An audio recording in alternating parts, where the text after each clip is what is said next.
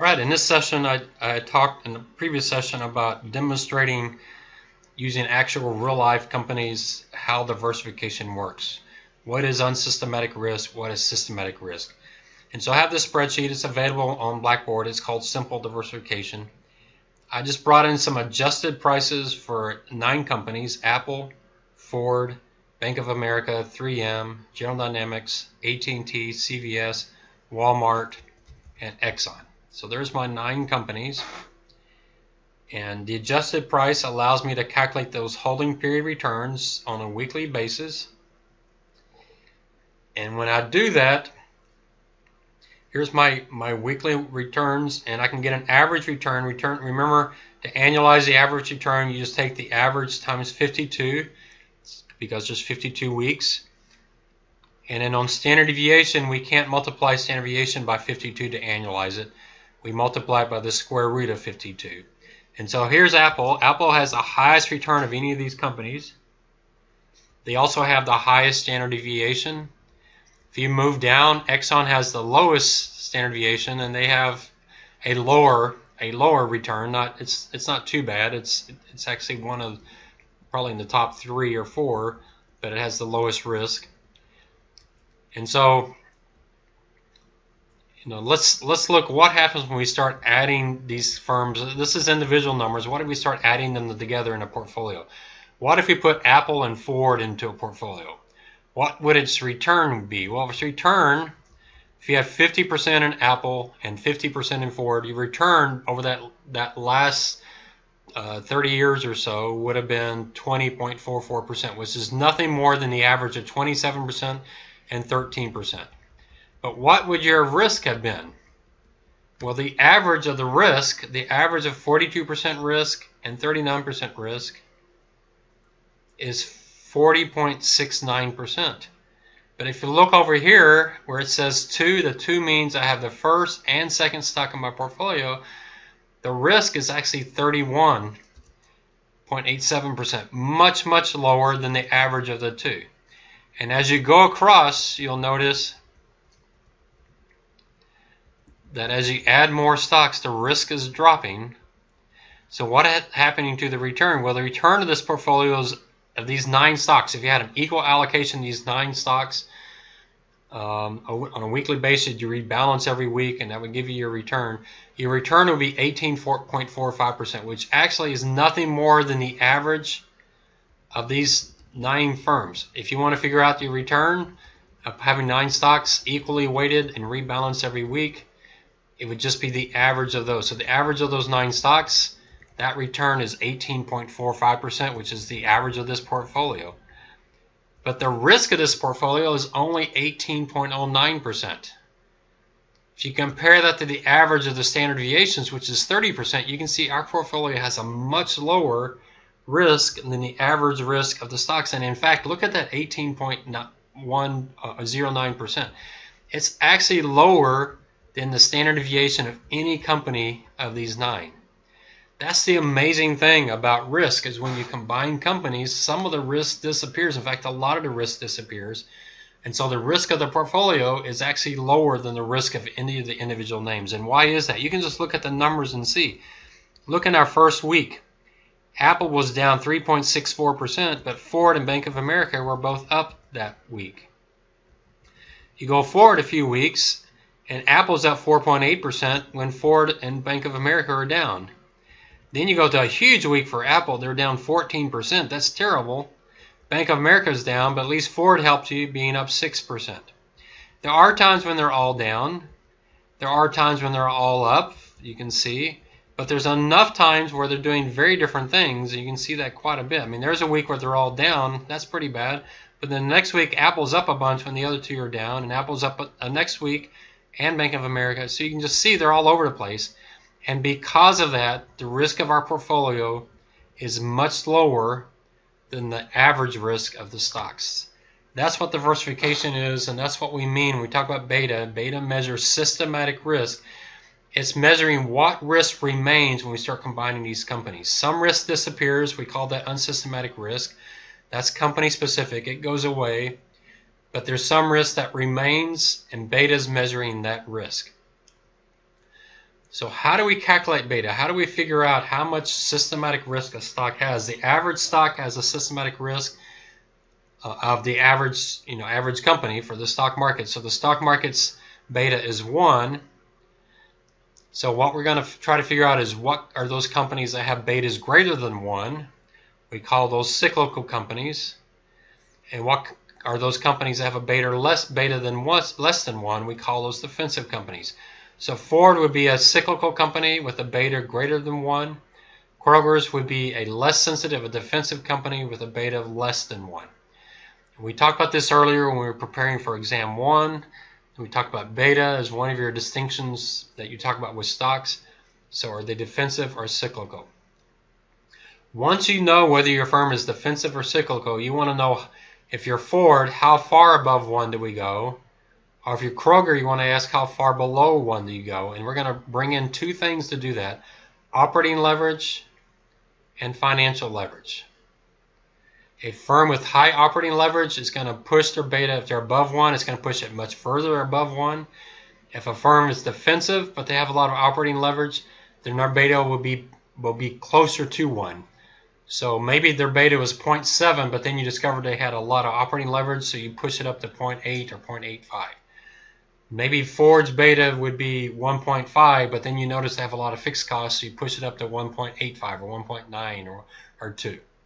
So what firms have high operating leverage? So operating leverage is the measure of how much fixed costs the firm has in its cost structure. And what fixed costs do is they exaggerate good years and they exaggerate bad years. So if a firm has a lot of fixed costs, if their revenues go up 5%, their net income will go up a lot more than 5% because they have fixed costs that don't move with revenue. And so as their revenues rise 5%, their expenses don't rise 5% because they have fixed costs, so their net income goes up a lot. And the same thing on the downside.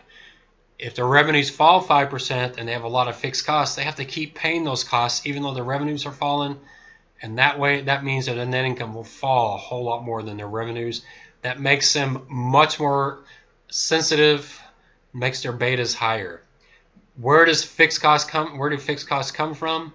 If a firm has a lot of salaried employees, a lot of professional staff, like a Facebook or Alphabet, then in that case you have a lot more fixed costs. If they have a large unionized workforce, like a Ford, they have to pay a lot of employee benefits like health care and pension plans and those type of things. Those are fixed costs that are going to make the firm much more sensitive. If a firm has a lot of property, plant, and equipment, a lot of machinery and buildings, that's going to give them a high depreciation expense, which is a fixed cost, and that's going to make their net income more volatile. If a firm has high research and development costs, like a pharmaceutical or maybe energy companies, that's a fixed cost. They have to pay that every year no matter what's going on. And in that case, that's going to make them have higher operating leverage and a higher beta. A firm that has to spend a lot on marketing every year because brand identity is so important. A firm like Nike, that's a fixed cost, an extremely important fixed cost that's going to make them have higher operating leverage and it's going to push their beta up. Also, firms with very elastic demand for their products. Firms with high elastic demand, what that means is if they increase their prices 5%, their volume of sales might fall 10% or 15 or 20%.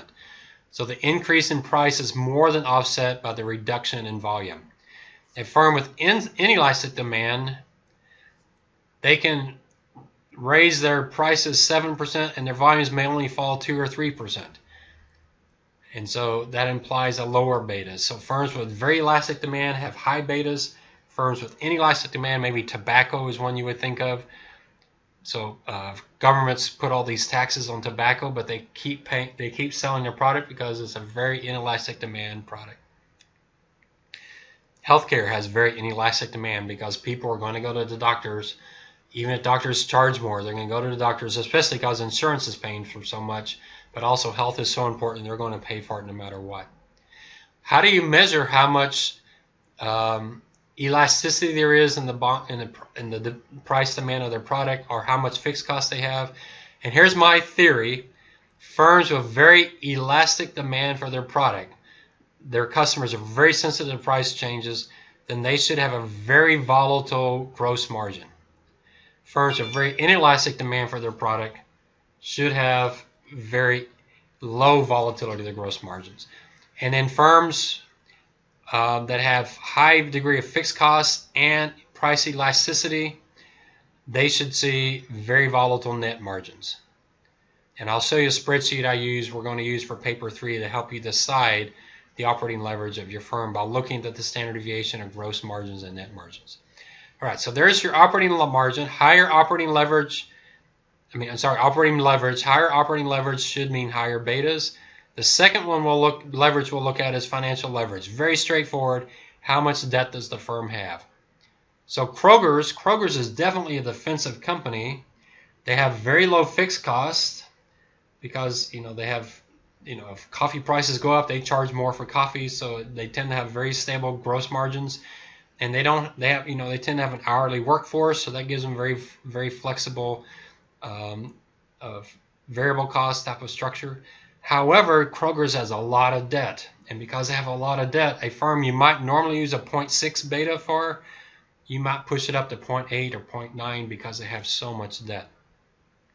I'll show you again a spreadsheet that lets you very quickly measure how much financial leverage your firm has. So we'll put those together, and those three things, very subjective. And then the last thing we'll do is look at the firm's history. In the next session, I won't do it in this session, but in the next section, I'll show you how to calculate the historical beta for your firm. You may have done this in a previous class. I do it very differently than most other classes, unless you had me for honors business finance. But I'll show you how we do it. I recommend doing a rolling beta. I used to say a rolling 3-year beta, but if you look at Yahoo Finance, this is a firm I just happen to have above, Callaway Golf Company. Bloomberg gives you a beta for the firm, and they say it's 5-year monthly. What this means is the last 5 years, using monthly data, this firm had a beta of 1.45. The problem with that is only the last 5 years. And firms' betas over time, I want to show you this actually graphically, their betas over time tend to be very unstable. And so this 1.45, it might be the lowest the firm's ever had or the highest the firm's ever had. So I want you to look at a graph and just get some historical context for your firm's beta. But they're reporting a 1.45 for this firm. I don't know exactly what this firm does. If you look at profile for the company, it will give you a description of the firm, and you definitely want to put that into your paper 3 and 4. What does your firm do? Because that's going to help you understand their revenue sensitivity. So yeah, the profile gives you a description of the firm, shows you where they're located, their management is.